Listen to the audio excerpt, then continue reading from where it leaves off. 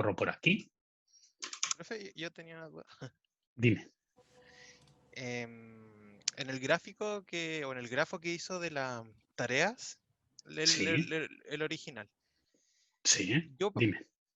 si yo, por ejemplo, tengo la estación 1 y la estación 2, para que, Sí, para que empiece la estación 2, tengo que esperar a que termine la estación 1.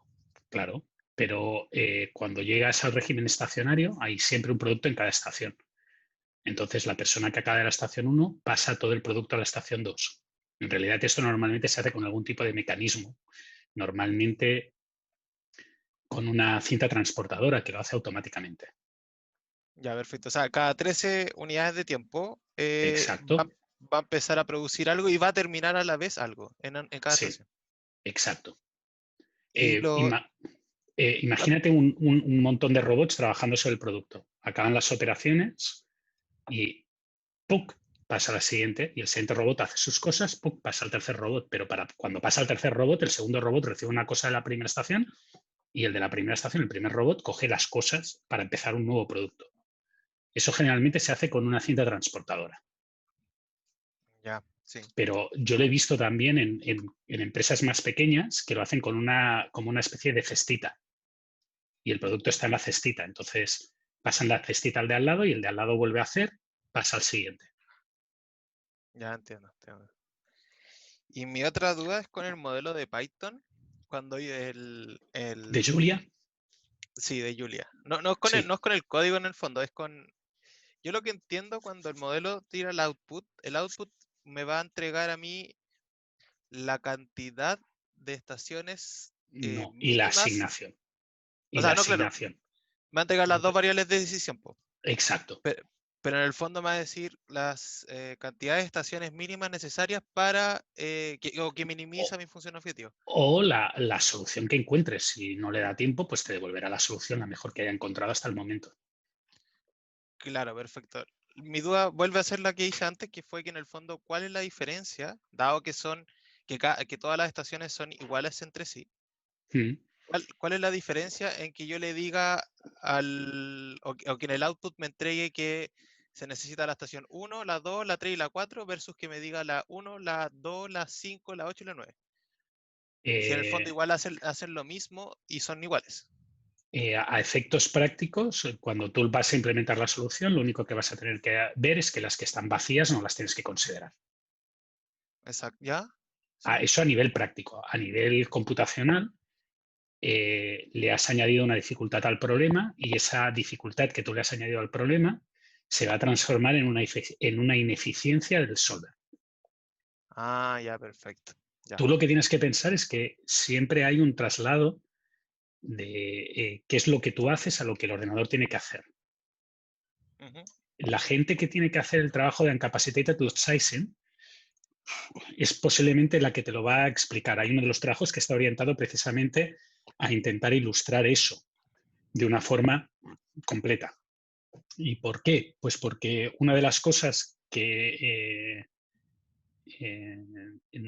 a veces carecemos o nos explicamos con completo detalle es que tú tienes una herramienta y esa herramienta resuelve algo detrás y tú tienes que adaptarte a esa forma de resolver el problema e intentar convencer, entre comillas, al ordenador que tiene que hacer lo que tú quieres.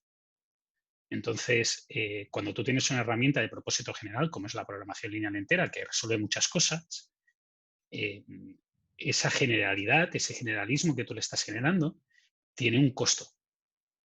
Y ese costo es que normalmente se traduce en una ineficiencia a la hora de resolver cosas concretas. Ya, perfecto. Por tanto, el hecho de que tú no le indiques al ordenador en tu modelo que sabes que se cumple una cierta propiedad, implica que el ordenador tiene que deducirlo. Y ese tiene que deducirlo, puede ser que lo obtenga, porque actualmente los ordenadores son bastante más inteligentes o los solvers son bastante más inteligentes que hace un tiempo. Y alguien se ha tomado la paciencia de incluir condiciones generales para satisfacer esa condición, o que él no sepa eso y entonces tenga que evaluar todas las alternativas. En tu caso, el que tú me estás comentando, si la diferencia entre evaluar, entre decirle al ordenador que 1, 2, 3, 4 es lo mismo que 1, 2, 3, 5 o que es lo mismo que 1, 3, 7, 9, acaba transformándose en que el ordenador tiene que probar 1, 2, 3, 4, 1, 2, 3, 5 y 1, 2, 5, 9. Tiene que probar todas las alternativas, porque él no va a acabar y va a devolver que su solución es óptima hasta que verifique que no existe nada mejor. Entonces, el hecho de que tú le impongas un orden y le digas que tiene que cumplir esa propiedad va a traducirse en una reducción del tiempo de cálculo que va a tener que gastar. Ya, entiendo. ¿Vale? No es que el ordenador, la solución no sea válida, la solución es completamente válida. Lo único que a un mayor coste computacional, a mayor trabajo, y mayor trabajo significa más tiempo, y más tiempo significa un montón de problemas. Claro. ¿Sí? Es simplemente eso. ¿Alguna cosa más? No, eso. De Diego o de cualquier otra persona, no. ¿Profe? Dime, Camila. Nosotros con con Ignacio y el Daniel Sí. teníamos una duda sobre el mail que nos respondió, que nos comentó que había escrito unas cosas en el programa o en el código, pero no encontramos dónde estaba escrito. Pone JPG delante, o Jordi. Generalmente, ¿En el código? sí, en el código. Generalmente cuando me pasáis un código, yo lo que hago es anotarlo. Y las anotaciones, déjame ver, lo tengo aquí, así que te lo voy a enseñar. Creo, profe, que no estaba adjunto el correo. Eso puede ser que me olvidara de añadir el mensaje al correo, pero si te fijas, yo ahora os voy a compartir el archivo que yo creía que os había enviado. ¿Ves que pone comentarios de Jordi?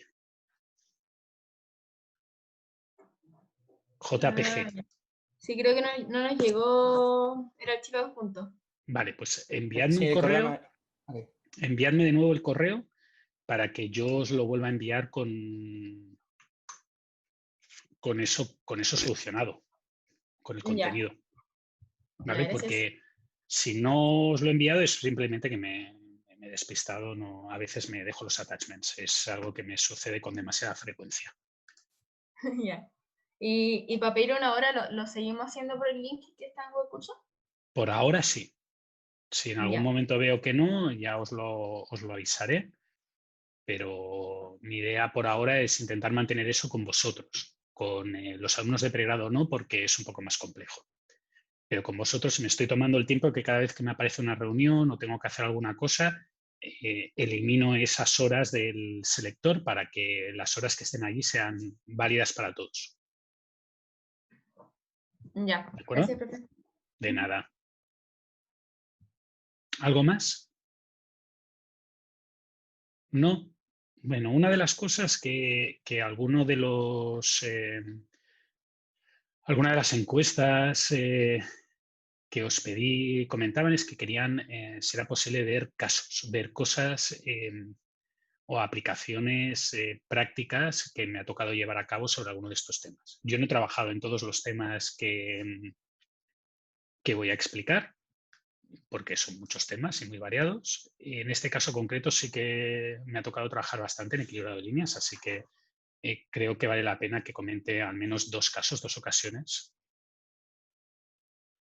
en las que he tenido que hacer algo de equilibrado de líneas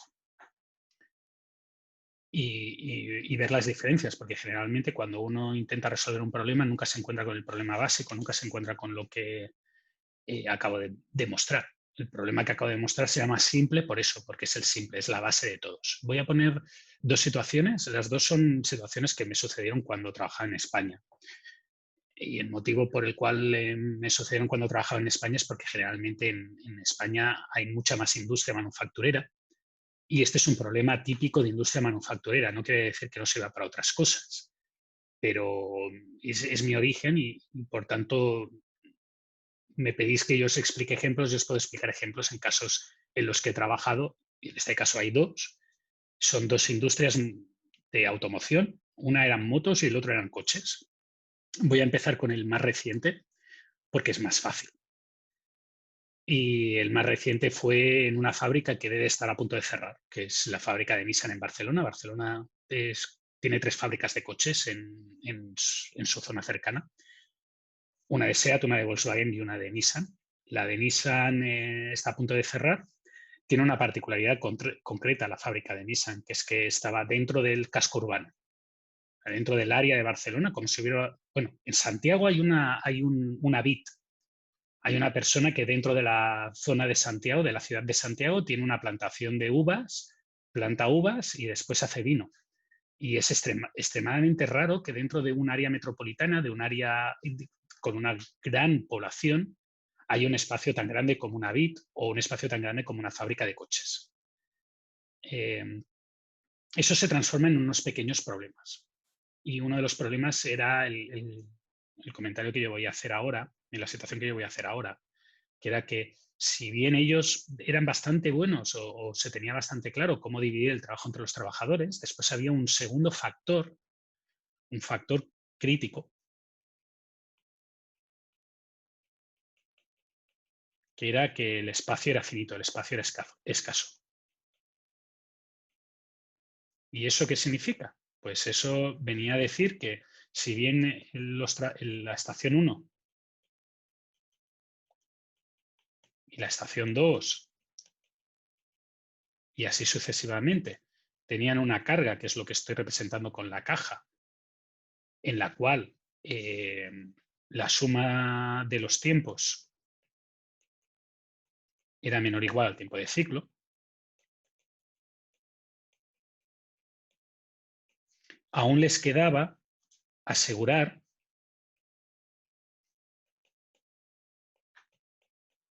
un espacio suficiente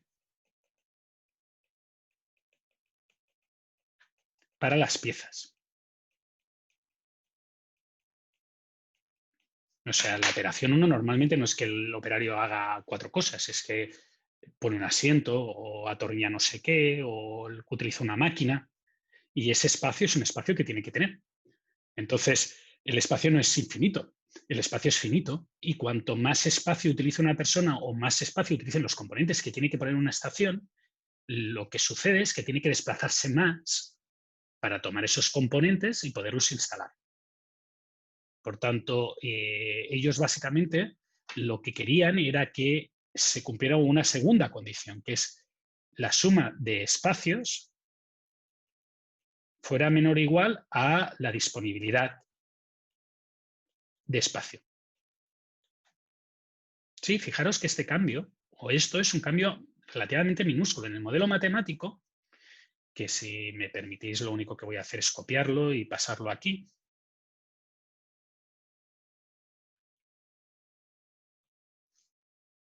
Lo que había que hacer era añadir una prima hermana de esta, en la cual, en vez de tener los tiempos, lo que tenías era el espacio que ocupaba la tarea I. Y este espacio que ocupaba la tarea I tenía que ser menor a la disponibilidad.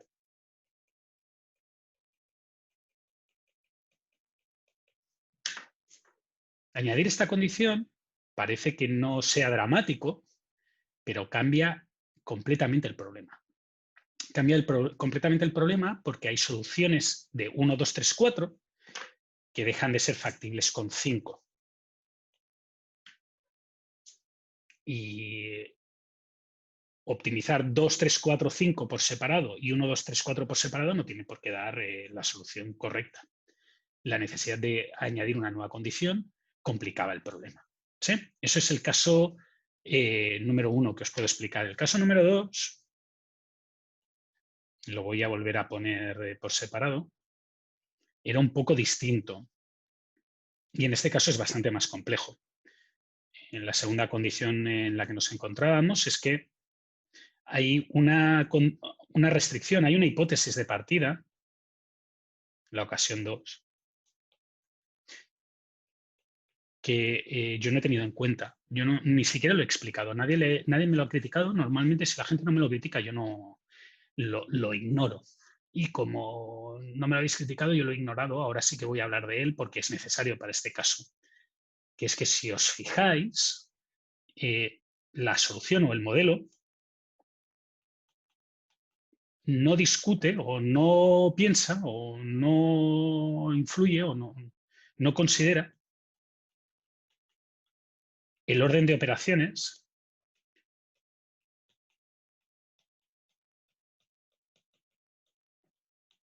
en una estación, en cada estación. Y para intentar explicar esto, voy a irme a un ejemplo bastante más grande porque voy a necesitar más detalle.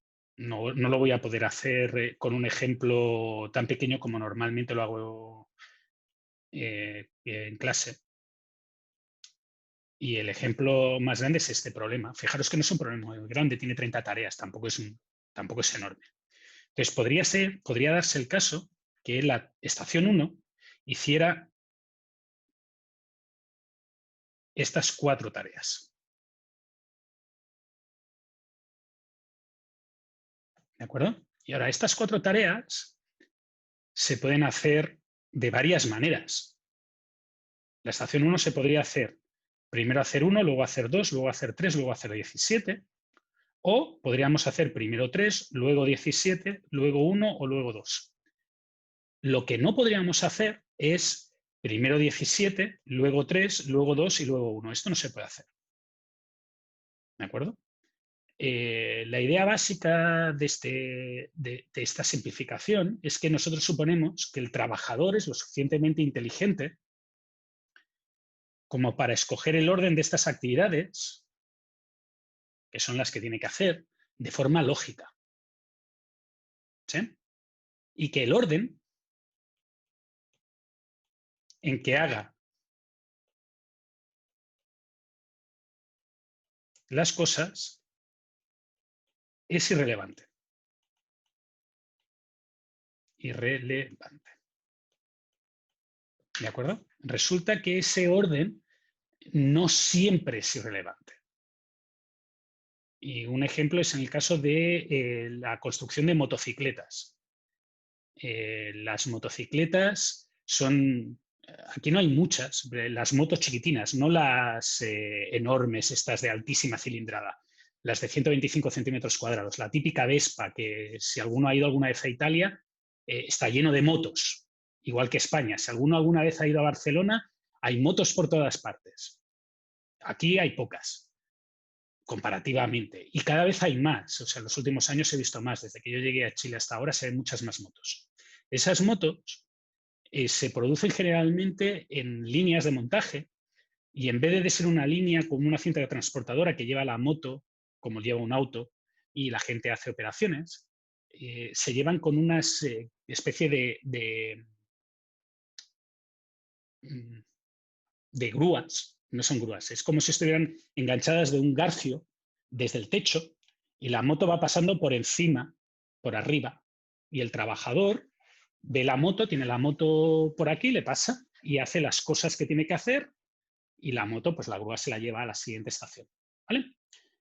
Lo que pasa es que como son chiquitinas, el trabajador lo que hace normalmente es que a lo mejor le toca hacer cosas en un lado y en el otro. Y entonces cuando le toca hacer cosas en un lado y en el otro, lo que hace es, hace algunas cosas en un lado, él se gira, pasa por debajo y hace cosas en el otro lado, se vuelve a girar y así sucesivamente. ¿De acuerdo? El hecho de tener que hacer esos giros es arriesgado y es antiergonómico. Es una cosa terrible, porque llevan tiempo, obliga a bajarse, no queda el típico tonto que se pega un cabezazo de vez en cuando porque está despistado. Así que el objetivo que tenían en ese caso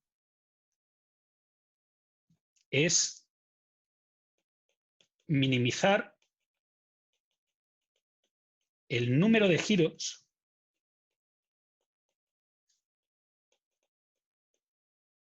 que debe de hacer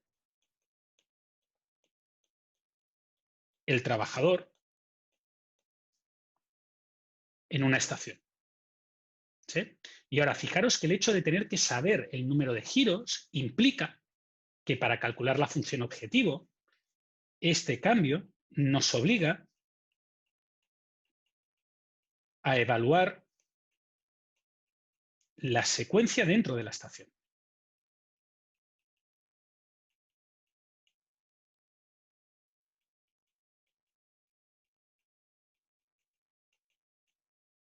¿Sí? Tengo que saber exactamente qué trabajador, en qué orden va a hacer las operaciones, porque tengo que saber si va a necesitar girarse o no va a necesitar girar la motocicleta, o él, para pasar al otro lado de la motocicleta. ¿Sí? Por tanto, este problema es bastante más complejo y en realidad lo que tuvimos que hacer fue una pequeña simplificación, una estimación de los giros que tenía que hacer la persona dentro de la estación. Pero un pequeño cambio como eso hace que este modelo que teníamos se nos haya transformado completamente, porque para calcular la función objetivo, que en este caso no la he puesto aquí, la necesidad de construir el orden de la secuencia no es trivial. Fijaros que aquí no he tenido que tener nunca en cuenta el orden. Si tuviera que tener en cuenta el orden, hubiera necesitado, en vez de estas variables x y j, que lo que dicen es el trabajador i o la tarea I se hace por el trabajador J, por la estación J, tendría que haber hecho algo así como esto, X, Y, T, J, que es que la tarea I se hace en la estación J y es la tésima tarea que se hace. ¿Sí? Y aquí volvemos, Diego, vuelve a ser todavía más importante evitar decirle que hay tareas que no se hacen. Por tanto, yo voy a querer decirle que si hay una si hay una quinta tarea que se hace, tiene que haber también una cuarta, también una tercera y también una segunda y también una primera. Para eliminar la tentación del programa de decirte que se hace la primera tarea, la quinta tarea y la novena tarea, cuando podríamos haberle dicho que hiciera solamente la primera, la segunda y la tercera. ¿De acuerdo? Fijaros que la idea básica de la mayoría de modelos es partir de algo conocido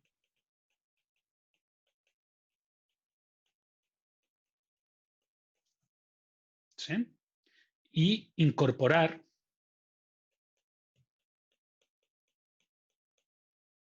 los requisitos adicionales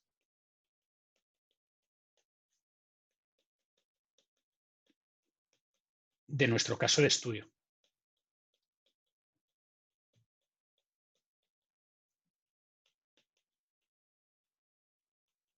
Si alguno de vosotros mira papers míos, verá que uno de los problemas en los que he trabajado bastante de equilibrado de líneas es un caso en el cual los trabajadores son heterogéneos y por tanto los tiempos son diferentes entre los trabajadores. Ese problema no es un problema en el que yo haya trabajado a nivel práctico, fue un problema que trabajó a nivel práctico un colega mío de Valencia, como unos 300 kilómetros de distancia de Barcelona, y él venía de un caso en el cual él le había pedido ayuda a una ONG que lo que tenía eran trabajadores con discapacidades. Resulta que los trabajadores, la gente que tiene discapacidades, uno de los grandes problemas que tiene es la integración en el mercado laboral. Pueden hacer muchas cosas y dependiendo del tipo de minusvalía que tienen, pueden hacer unas, pero no pueden hacer otras. Entonces, la asignación que nosotros estamos haciendo debería de tener en cuenta esa minusvalía característica. Por tanto, nuestro modelo matemático va a ser algo parecido a esto, pero ahora le vamos a tener que indicar con un índice K qué trabajador concreto es. Y el tiempo que va a tardar va a depender del trabajador concreto que sea. ¿De acuerdo? ¿Preguntas? ¿No? De nuevo, como comento, la mayoría de modelos de este estilo es el modelo que yo he explicado, el modelo de equilibrado, más algo. ¿Sí? Bueno. Si no tenemos dudas hasta aquí, vamos a pasar al siguiente punto. Y el siguiente punto es cómo resolver esto sin ayuda de un solver de programación lineal. ¿Cómo resolver esto? El problema con una heurística.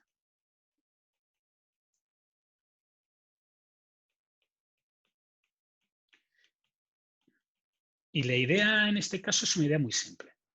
La idea en este caso es empezar como si no tuviera nada, solución vacía. Y ahora ir asignando tareas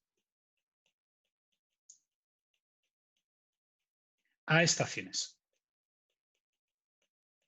Por tanto, si me permitís el ejemplo que habíamos puesto al principio,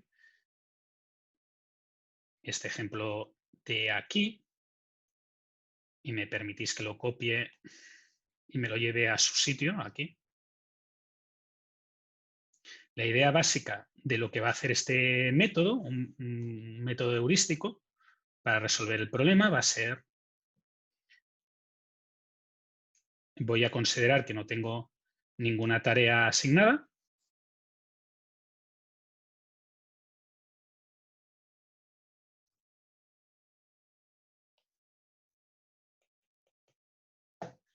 Y ahora lo que voy a decir es, bueno, ¿qué tareas podría hacer?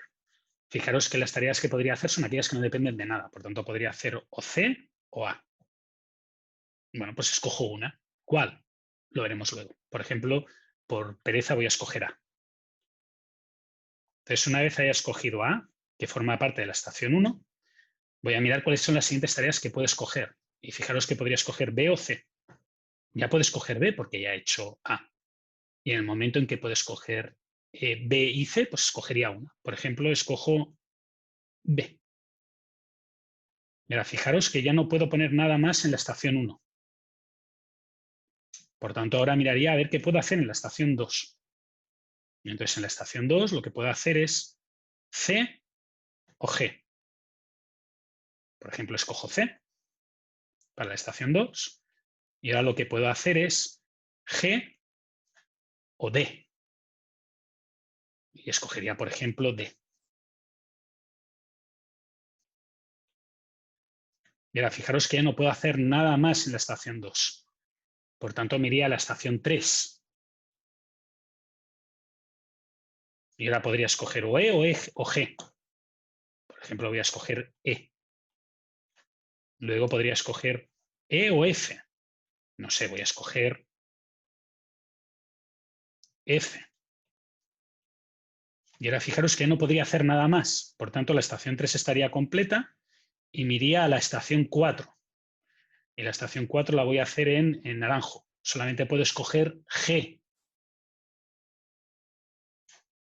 Luego tendría como candidata la H. Entonces añadiría la H. Y ahora fijaros que, aunque me queda tiempo libre, me quedan 6 unidades de tiempo en la estación 4, pues ya no podría hacerla ahí porque no cabe. ¿Sí? No cabe el tiempo. Por tanto, no tengo ninguna candidata. Así que crearía la estación 5, que la voy a hacer en lila. La estación 5 haría estas dos tareas. ¿Sí? Vale. La idea de una heurística constructiva para este problema es hacer esto de forma organizada. ¿De acuerdo? Y lo que yo voy a entender por forma organizada quiere decir que tiene que ser un algoritmo y este algoritmo tiene que tener en cuenta A, la duración de las tareas,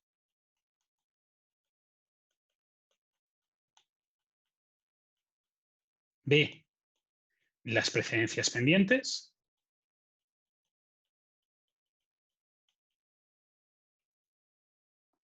y C, cuando haya más de una candidata,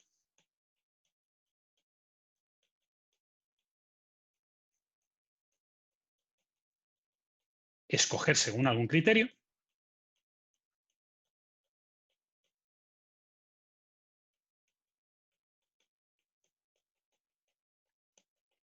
y D, cuando no haya candidatas,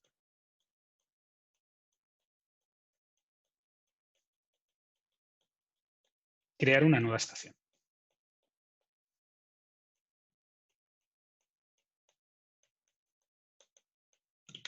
¿De acuerdo?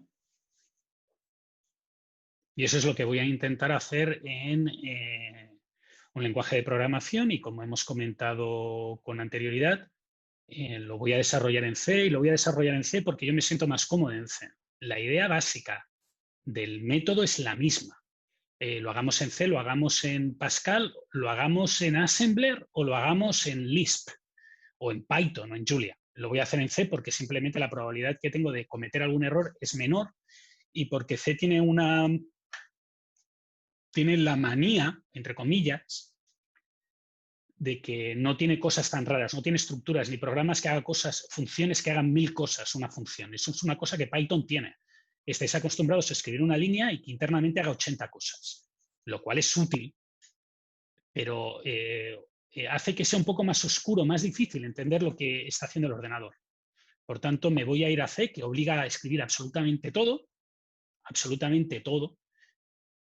y lo voy a desarrollar con vosotros. Voy a desarrollar el código delante vuestro. En el momento en el cual alguien se pierda, me lo comenta y le intento ayudar.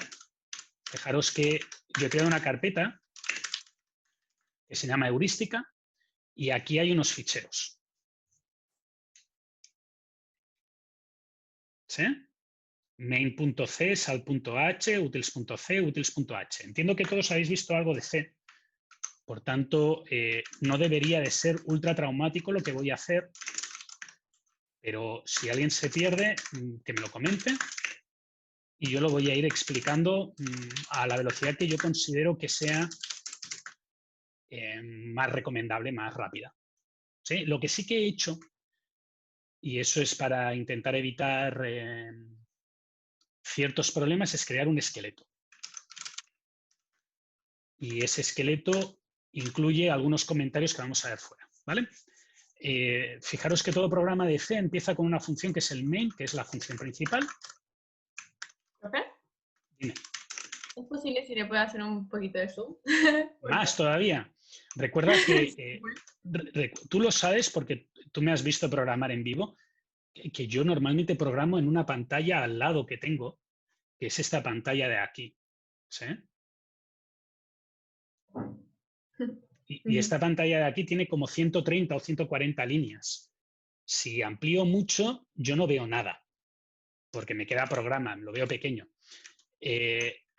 ¿Lo veis ahora bien? Sí, está bien. Gracias. ¿Sí? ¿Suficientemente grande? ¿No Sí. me voy a quedar ciego como dice Maldifase? Que cada vez que me dice, trabajas con letra muy pequeñita. Y yo digo, es que si no, no veo todo. ¿Vale? Muy bien. Todo programa empieza con una rutina principal. ¿Sí? En el caso de C, eso se escribe así. Int main, que quiere decir que va a devolver un int, y los argumentos que yo le paso al programa. ¿De acuerdo? Y los argumentos que yo le voy a pasar es un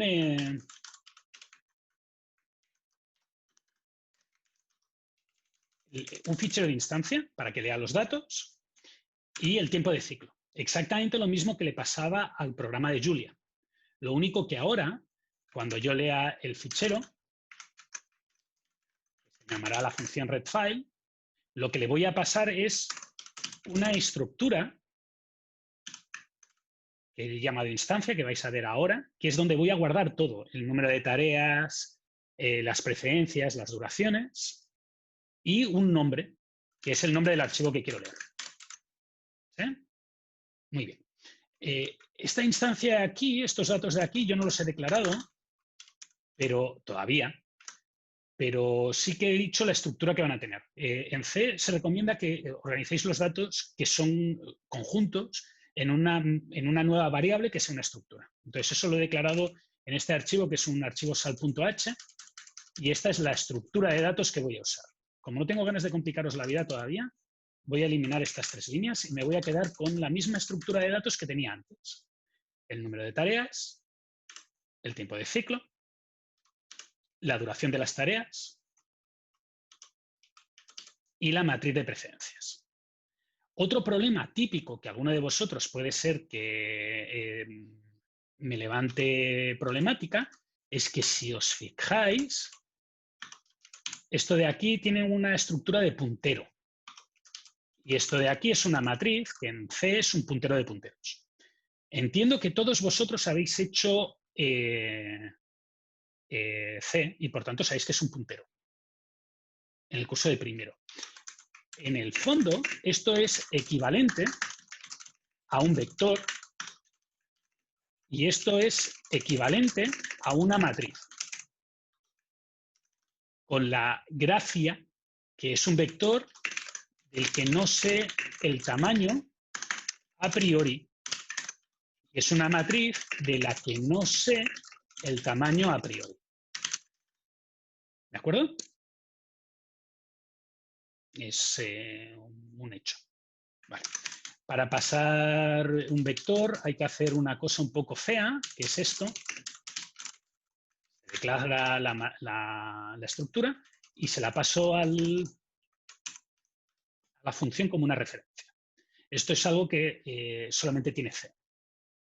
Python y Julia no lo tienen.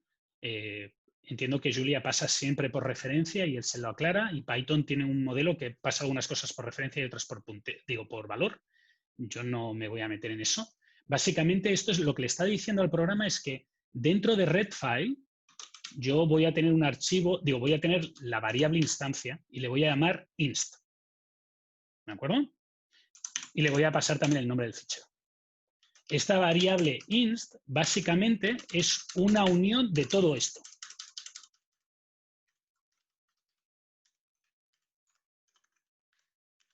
Cuando me refiero a inst, tengo esto, todo esto que veis aquí. ¿De acuerdo?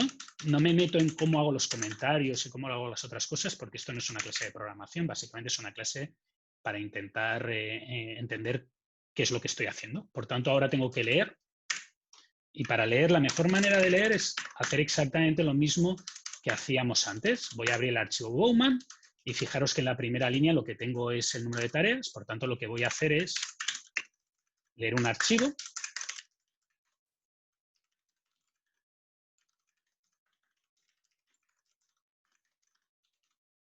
y en C, para leer el archivo, en vez de hacer el readfile y todas las cosas raras, el string y el recorte y toda la historia, lo que se hace es un fscanf. Y aquí lo que le estoy diciendo es que lea un entero que voy a guardar en una variable que voy a llamar d.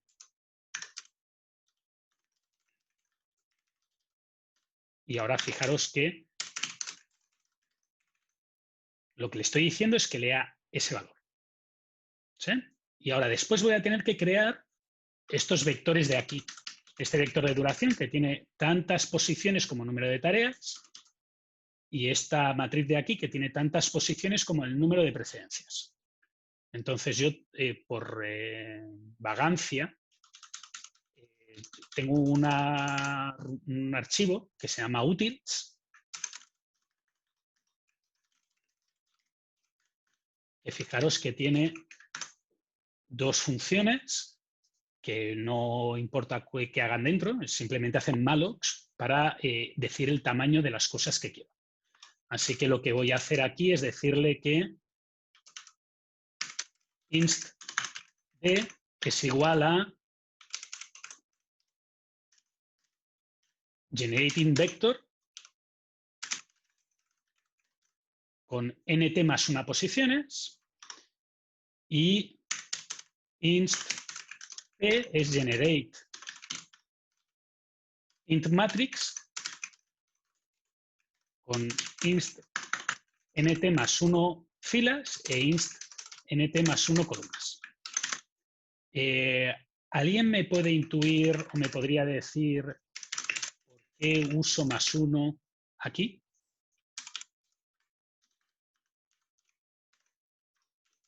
¿Alguien? Para que haga feliz a los profesores de informática.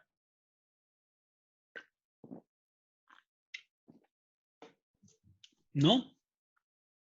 ¿Camila? Para que las tareas partan como la tarea 1 que sea la posición 1 y no la posición 0. Exactamente. Recordad que C va de 0 a n-1 cuando haces cualquier cosa. Por tanto, si tú dices que tienes un vector de 5 posiciones, tiene la posición 0, la 1, la 2, la 3 y la 4. 5. 0, 1, 2, 3, 4. Pero si os fijáis, nosotros generalmente decimos que esto es la tarea 1, la 2, la 3, la 4, la 5, la 6, la 7, la 8. Y aquí usa lo mismo. Por tanto, por comodidad, para mí, lo que hago es la posición 0 no la voy a utilizar y voy a utilizar de la 1 a la n. Entonces, como la 0 también existe, tengo que añadir n más 1. Entonces, la 0 la ignoro y podré trabajar de la 1, la 2, la 3, la 4, la 5, la 6, la 7, la 8. ¿De acuerdo? Y por eso he hecho el nt más 1. Alguno de vosotros puede decir que voy muy rápido y que no estoy explicando esto. No lo estoy explicando, es verdad, no lo estoy explicando. Simplemente suponed que esto es cómo introducir y cómo buscar el valor nt. ¿Cómo le digo que es el valor nt?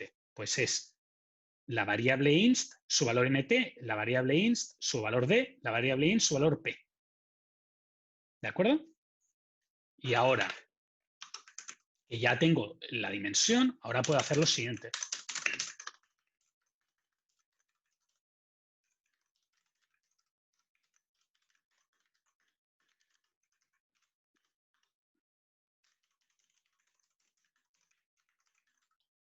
Leer la duración y decirle que inst de i es igual a d. ¿De acuerdo? Y ahora puedo hacer lo mismo con la variable p. Y esto es un error tonto que sucede en C. Es que C no te asegura que las variables estén inicializadas a 0.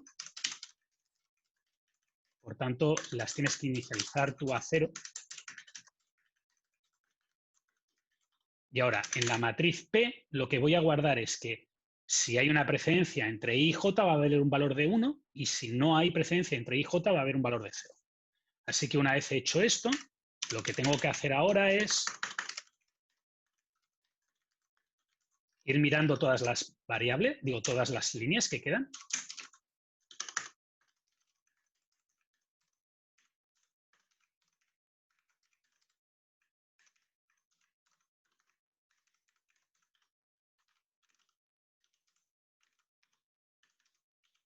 Y si d es igual a menos 1, quiere decir que ya no hay más restricciones, por lo tanto salgo de este for. Y si no, lo que le digo es que ¿de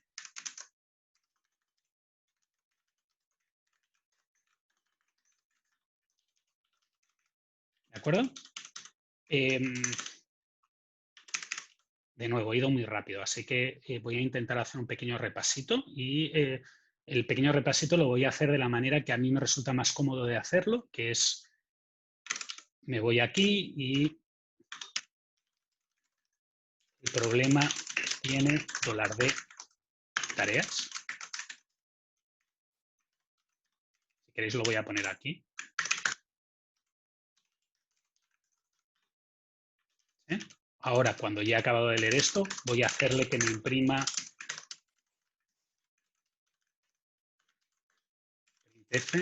la tarea $d dura $d.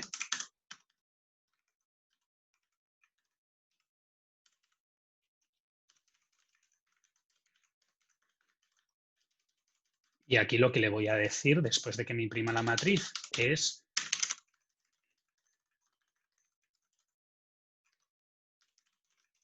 voy a pasar por todas.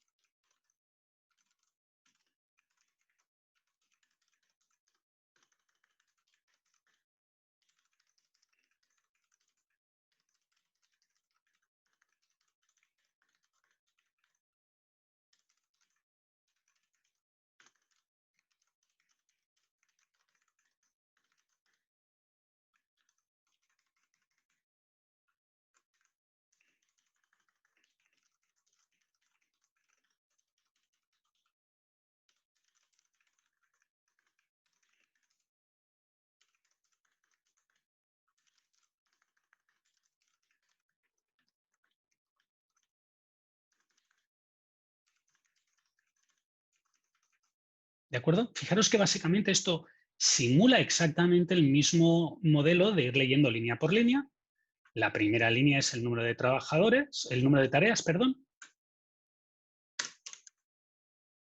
Guardo el espacio. Reservo memoria para el vector y para la matriz. Leo el vector leyendo las siguientes nt líneas. Inicializo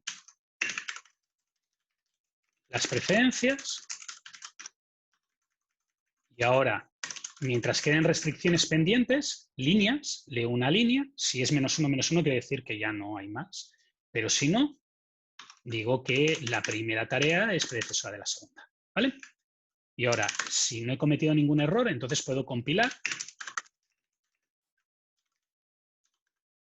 el programa. Y hay un pequeño error en utils.c.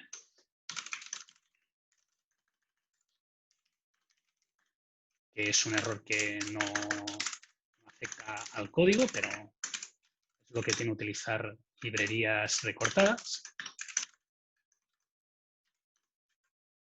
Vale, y ahora compilado. Y para que veáis que funciona, lo que hago es leer la instancia de Bowman 8, que es el primer parámetro al que le paso la rutina, y decirle el tiempo de ciclo, en este caso 20. Y fijaros que me ha salido. El problema tiene 8 tareas, la tarea 1 dura 11, la tarea 2 dura 17, la tarea 3 dura 9, la tarea 4 dura 5, y así sucesivamente.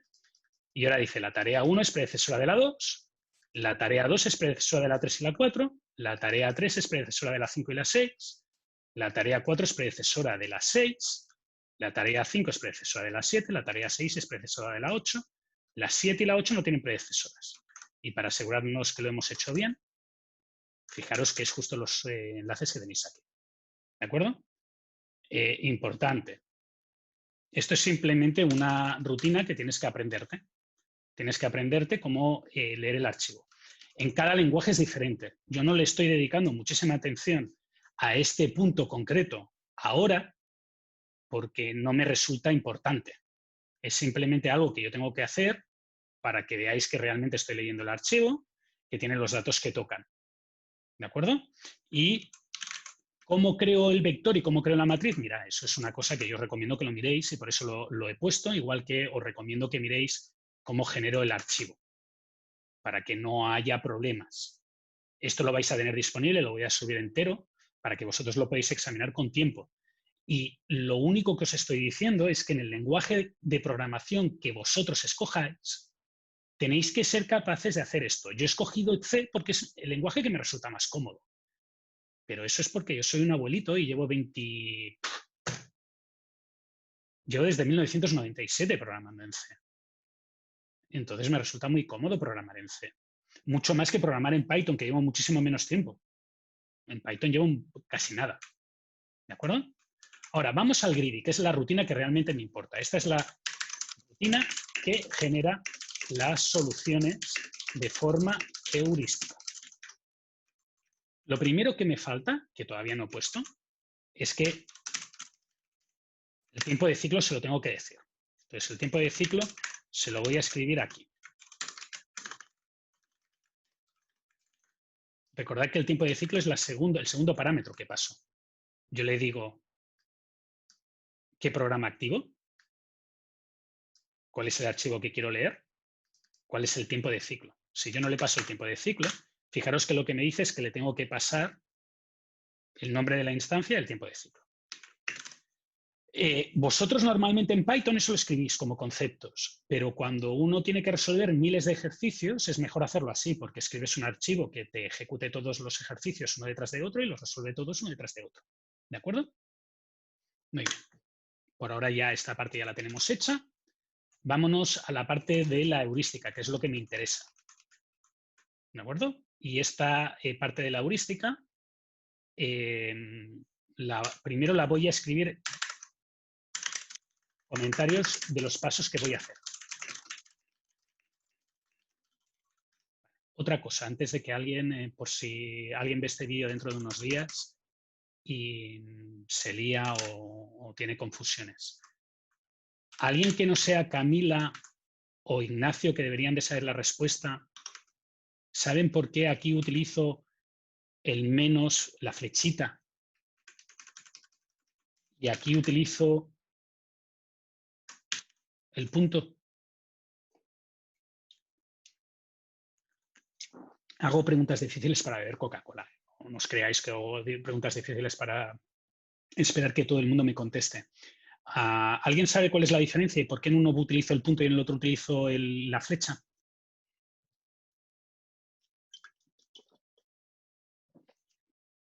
No. Bueno. De nuevo, recordad que en C el asterisco significa puntero. Cuando quiero ir a un dato que está dentro de un puntero, tengo que poner la flecha. En esta rutina, la variable está declarada aquí. No es un puntero. Por tanto, con el punto es suficiente. ¿Lioso? Sí. Pero vosotros sois la generación CS50. Sois la única generación de la universidad que ha hecho C en primero y se os ha explicado esto. Yo lo hago como un recordatorio, no es obligatorio sabérselo, y mucho menos si trabajáis en Python. Pero si aquellos de vosotros, creo que alguno de vosotros trabaja con Moreno, preguntadle a Moreno qué lenguaje utiliza para programar sus cosas y os dirá que C. ¿Sí? Vamos al grid. Los comentarios los voy a poner con las dobles barritas y voy a escribir la idea del programa antes de dar el general. Con doble barrita. Mientras queden tareas que no están asignadas a una estación, lo que tengo que hacer es buscar una tarea que cumpla las limitaciones de tiempo de trabajo y que tenga a todas sus precedentes asignadas y asignar esa tarea a la estación en curso. ¿De acuerdo? Eso es si existe.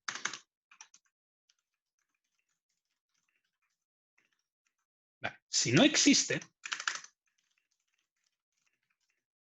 que puede pasar, recordad que cuando yo iluminaba había momentos que decía, y ahora no hay ninguna candidata, creo una nueva estación. Si no existe es que no hay ninguna tarea que no tenga que quepa en la estación en curso. Por tanto, si no existe, tengo que abrir una nueva estación.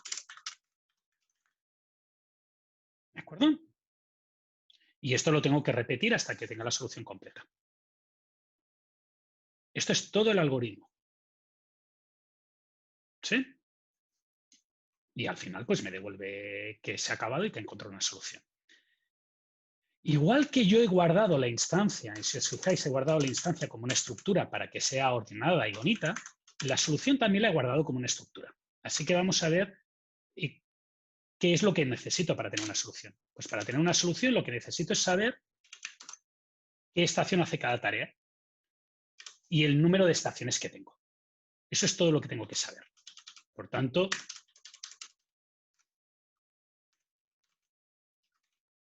para que todo sea un poco más limpio, lo voy a poner aquí como un comentario para que me sea más fácil referenciarme a él.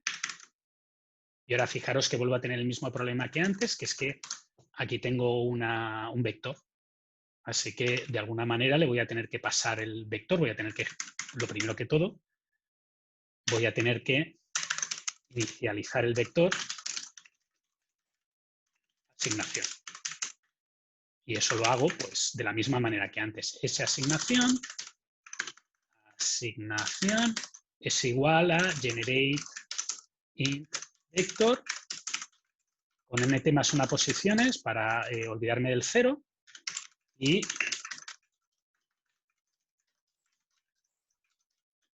primero todas las tareas no están asignadas y eso lo voy a hacer diciéndole que su valor es 0, no está asignado a nada.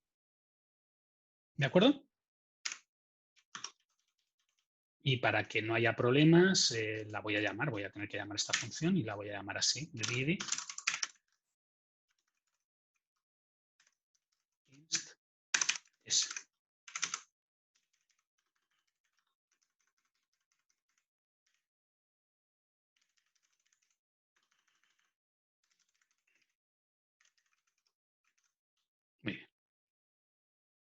¿Vale? Ahora, mientras queden tareas por asignar. While num tareas asignadas sea más pequeño al número de tareas,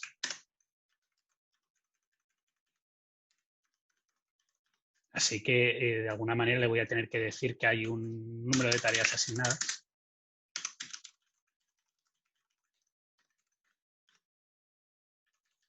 Buscar una tarea que cumpla con las limitaciones de tiempo de trabajo y que tenga todas sus precedentes asignadas. Eso me obliga a, por un lado, saber el tiempo libre.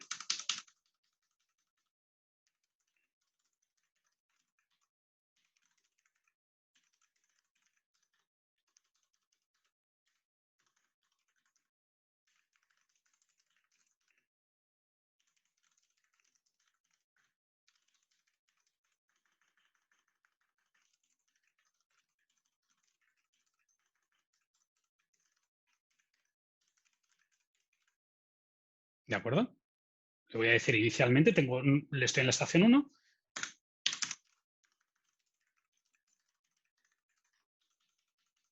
Y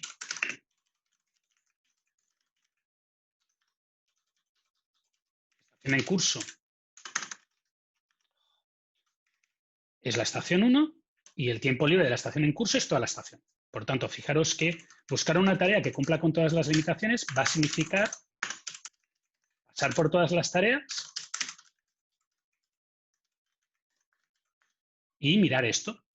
Tiempo libre, estación en curso es mayor o igual a la duración de la tarea. Tiene que cumplir esto.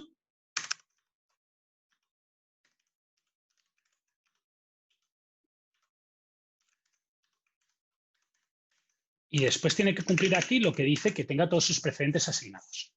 ¿De acuerdo? Y este es el primer momento en el cual es necesario tener en cuenta, pensar un poco más allá de la opción fácil.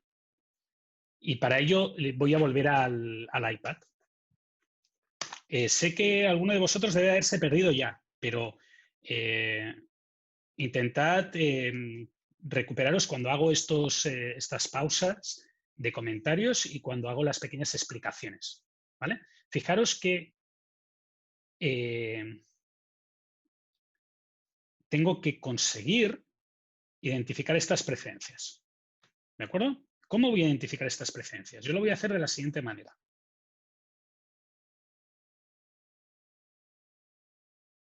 Inicialmente,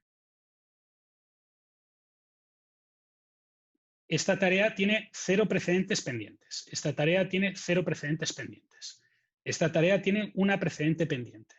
Esta tarea tiene 2 precedentes pendientes, una precedente pendiente, una precedente pendiente, una precedente pendiente, 2 precedentes pendientes, una pendiente y una pendiente. ¿De acuerdo? Si alguien no ha visto esto, que me avise. Ahora, suponed que yo escojo la tarea A. Después de escoger la tarea A, que tiene precedentes pendientes 0, fijaros que el número de precedentes pendientes que tiene la 1 pasa a ser 0 y el número de precedentes pendientes que tiene la 2 pasa a ser 1. ¿De acuerdo? Por tanto, fijaros que no es necesario volver a calcular todas las precedentes pendientes. Simplemente tengo que tener en cuenta los arcos que salen o los arcos que llegan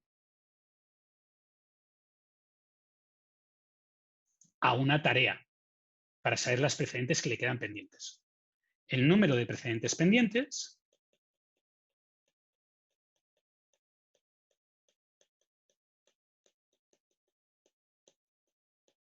se puede obtener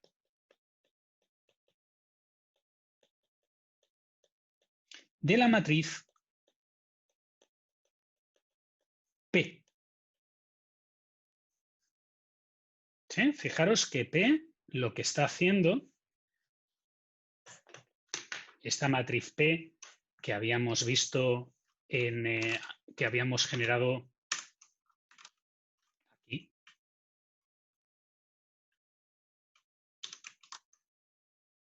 lo que estaba indicando es que la tarea fila es precedente de la tarea columna. Por tanto, para saber el número de tareas precedentes al principio que tiene la tarea columna, lo único que tenemos que hacer es sumar todos los unos que hay en esa columna. No tenemos que hacer nada más. Por tanto, fijaros que eso lo podríamos resolver haciendo aquí un vector, precedentes, pendientes,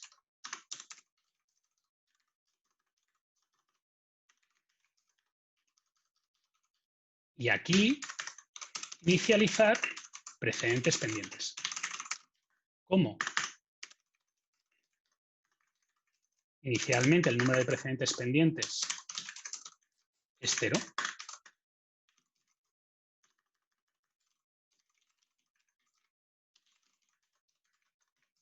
Y ahora lo que hago es sumar la columna.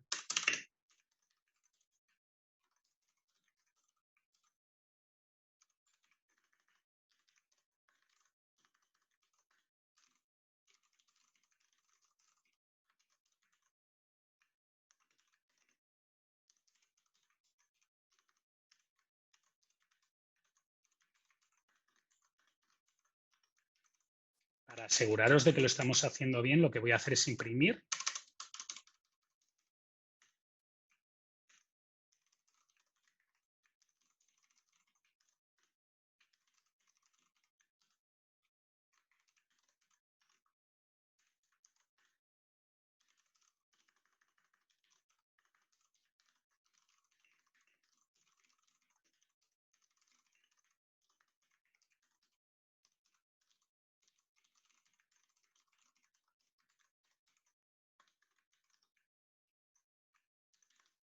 Y fijaros que yo tengo una marca aquí, que es que mi ordenador me está diciendo que me he dejado una letra. Así que puedo cometer errores. Y aquí, para que el programa acabe y que no quiero que me siga calculando, porque fijaros que aquí tengo cosas que aún no están pendientes, digo, que aún no he acabado de comentar, aún no he acabado de resolver, le voy a decir que salga. Y esta línea de aquí me dice que tiene un error. Así que la voy a dejar tapadita para que no se me queje mientras que ejecuto, ¿vale? Y ahora vamos a ver si realmente hace lo que yo os digo. Aquí hay un problema que dice que hay un declarador insatisfecho.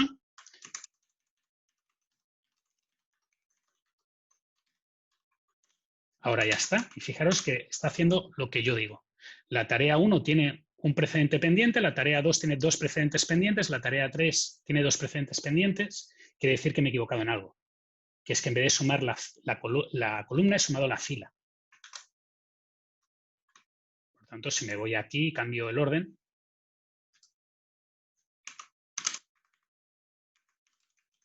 ahora sí que va a salir lo que yo esperaba. Ahora, fijaros que la única tarea que no tenía precedentes es la tarea 1. Por si hay alguna duda, vamos aquí. Fijaros que la tarea 2 es precedente de la 1, la tarea 3 es precedente de la 2, la tarea 4 es precedente de la 2, la 5, la 6, la 7, la 8. Por tanto, la única que no tiene precedentes pendientes es la 1. Ahora, la tarea 6, por ejemplo, dice que tiene 2 precedentes pendientes. El 3 y el 4. Y la tarea 8 tiene un precedente pendiente, la 1. ¿De acuerdo? Fijaros que ahora es tan fácil como decir que para que una tarea se pueda escoger,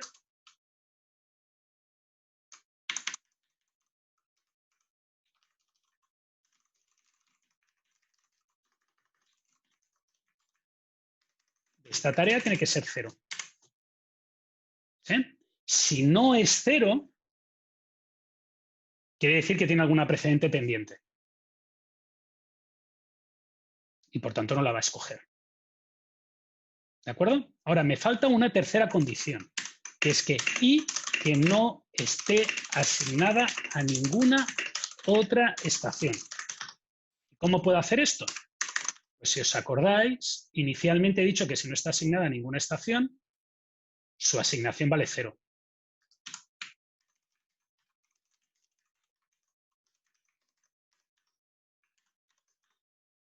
¿De acuerdo? Ahora, si esto se cumple, la tarea se puede escoger.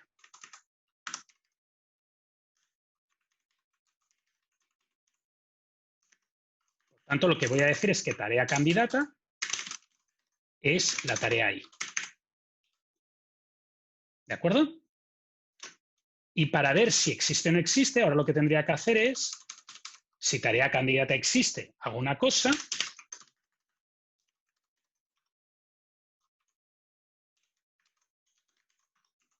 Y si no existe,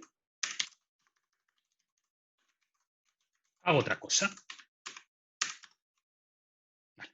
La manera de ver si la tarea candidata existe o no existe es, inicialmente digo que la tarea candidata es 0.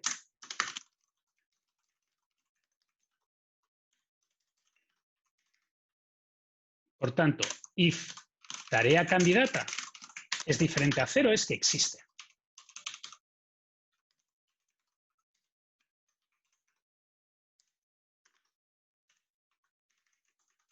Y si no existe, es que es 0. Vale. ¿Qué tengo que hacer si la tarea candidata existe?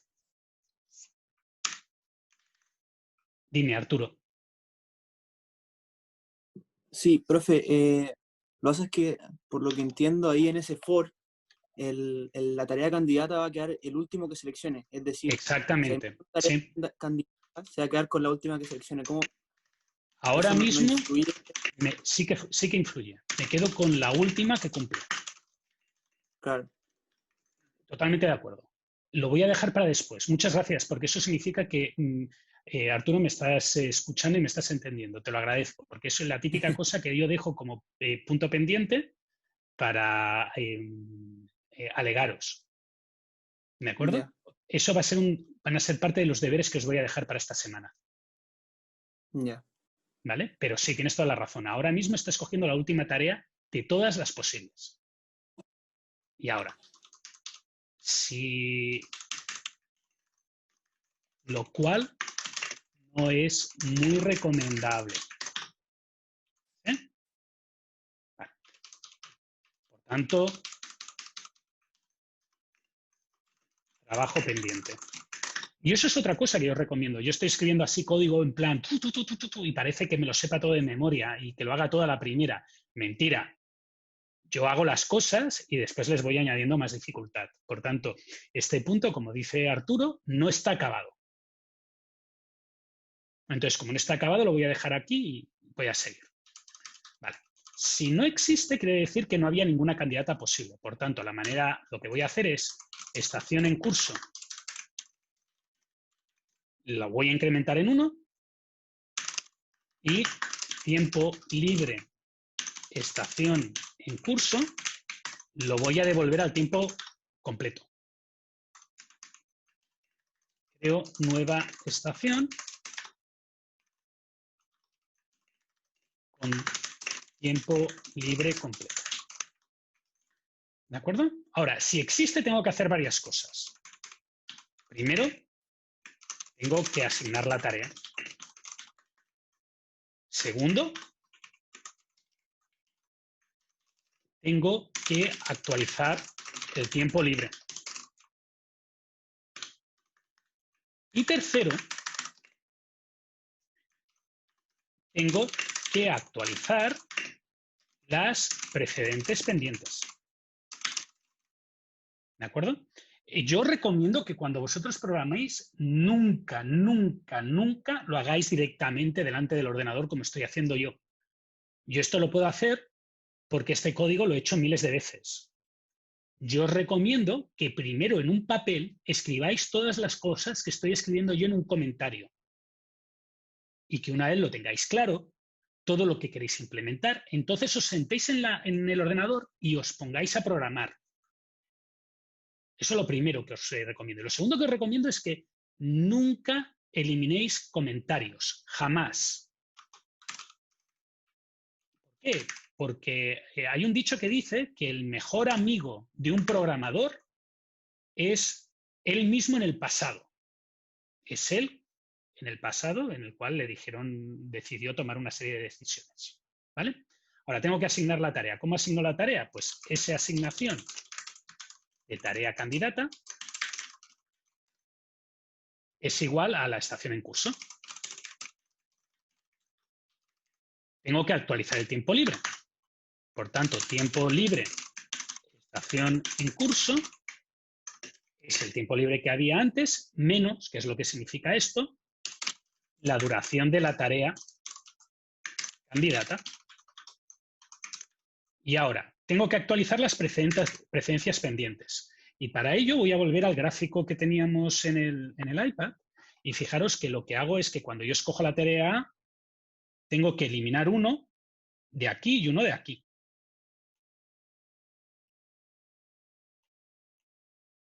Tengo que eliminar un 1 de la B y de la E. ¿Cómo elimino un 1 de la E y la B? Pues fijaros que fila A contiene precedentes, digo, tareas de las que A es precedente. ¿De acuerdo? Por tanto, lo que tengo que hacer es for int j igual a 1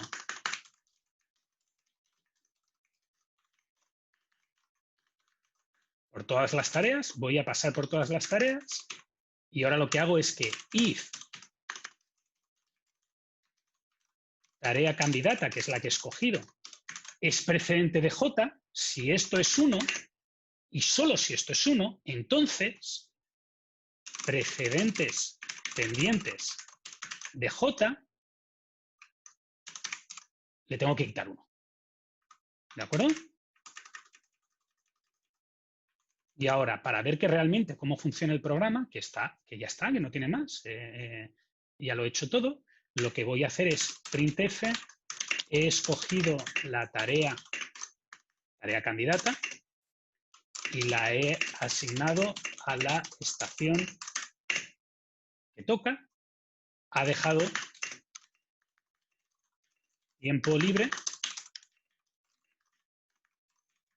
$D, ¿vale? Y ahora esto lo voy a poner aquí al final. La tarea es la tarea candidata. He asignado a la estación en curso y ha dejado tiempo libre, estación en curso. ¿De acuerdo? Y ahora, aquí es printf, no cabía ninguna tarea en estación, he creado la estación nueva. Perdonad.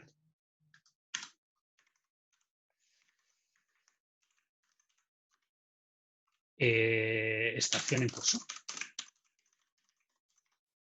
¿Vale? Fijaros que la idea lógica de este método es ir resolviendo los problemas uno a uno. Ya vimos una heurística que hacía esto en el caso de gestión de proyectos, en scheduling. Lo único que no lo habíamos implementado y no habíamos visto los problemas que puede tener una implementación. Entonces, si ahora todo está bien, deberíamos de poder hacer esto, compila, que no quiere decir que está bien, pero quiere decir que yo no he detectado ningún error. Y si le dais para adelante, fijaros que hay algún problema, porque no cabe nunca ninguna tarea. Entonces, aquí debemos de haber hecho algo mal. ¿Qué hemos hecho mal? No lo sé. Vamos a verlo. Fijaros que he asignado la tarea 1, ha asignado la tarea 2, ha asignado la tarea 4, ha asignado la tarea 3, ha asignado la tarea 6, ha asignado la tarea 8, ha asignado la tarea 5 y ha asignado la tarea 7. Ha asignado las 8 tareas y no sale. ¿Por qué? Porque no he cambiado el número de tareas asignadas. Por tanto, aquí,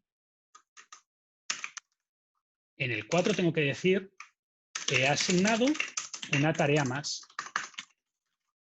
Por tanto, num tareas asignadas, lo incremento en 1. Y ahora, fijaros que ha hecho lo que toca. Primero ha asignado la tarea 1 a la estación 1, de 20 ha pasado a 19, luego ha asignado la tarea 2, ya no cabía ninguna más, ha asignado la tarea 2 a la estación 2, luego ha asignado la tarea 4 y la 3 a la estación 3, luego ha asignado la 6 y la 8 a la estación 4, luego ha asignado la 5 y la 7 a la estación 5. Y ha acabado con esa solución. ¿De acuerdo? Preguntas hasta aquí. Arturo, que me he dejado tu mano, ni siquiera te había visto, perdona. Es lo que tiene programar, que uno se despista. Dime, ¿qué pregunta tenías? No, profe, era la de antes. Ah, vale. Sí. Muy bien. Pero me había quedado una duda que de Dime. ser una estupidez. En el código No. eso por entre paréntesis punto coma. Y eso no sé lo que significa. ¿Dónde? ¿Me dices la línea? Déjeme porque no me acuerdo exactamente dónde está. Punto coma.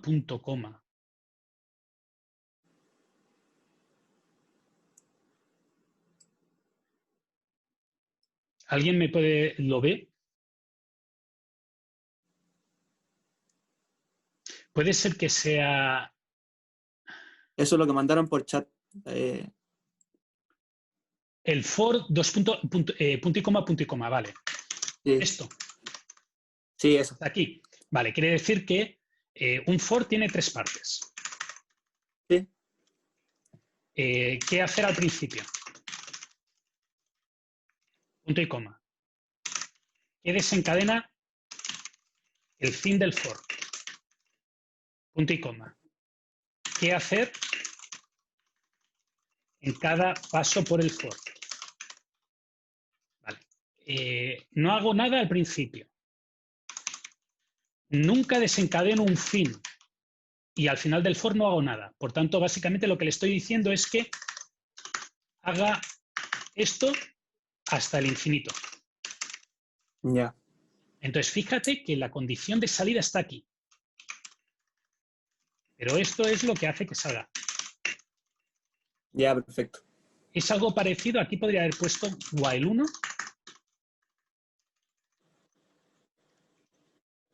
Y es lo mismo. Ya, Que lo perfecto. repita siempre hasta que salga. ¿Por qué pongo for punto punto? Porque soy un abuelito y me acostumbré a hacerlo así. Hay gente que no le gusta. Y entonces, básicamente, lo que se arregla es que esto de aquí lo pega aquí. Esto de aquí lo pega aquí. Y aquí lo que dice es que D es diferente de -1. ¿Vale? Y esto es exactamente lo mismo. Es básicamente para decirle la condición de final. Pero yo en vez de hacer eso he decidido decirle que haga un loop infinito para verificar la condición de final. Ya, sí, ahí me quedó claro. Vale. Gracias. De nada. ¿Preguntas? ¿No hay preguntas? Muy bien, pues programar es una cosa que no es muy divertida para muchos de vosotros. Es parte del trabajo, es parte de lo que es necesario hacer en un máster técnico. Yo os voy a pedir que alguien me solucione esto. O que me solucionéis esto. Esta parte que hemos dicho que está mal. Que está en la línea 112. Y para solucionar esto os voy a pedir que toméis el Namias y el Namias explica este algoritmo. Si queréis os puedo decir el capítulo exacto en que lo explica. Dejadme que coja el libro y os lo digo.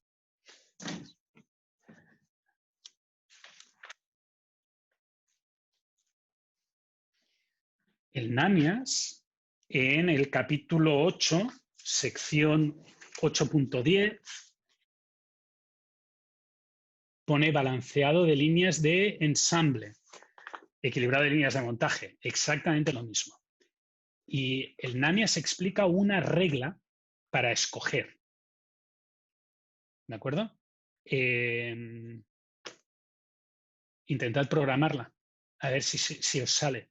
No es muy difícil. Si os parece muy difícil la regla del Namias, utilizad otra regla que os parezca lógica.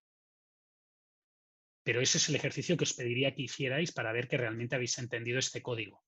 Yo os lo voy a subir al GitHub en breve, cuando acabemos la clase, que ya ha acabado, por si alguien tiene que irse corriendo. Yo os lo voy a subir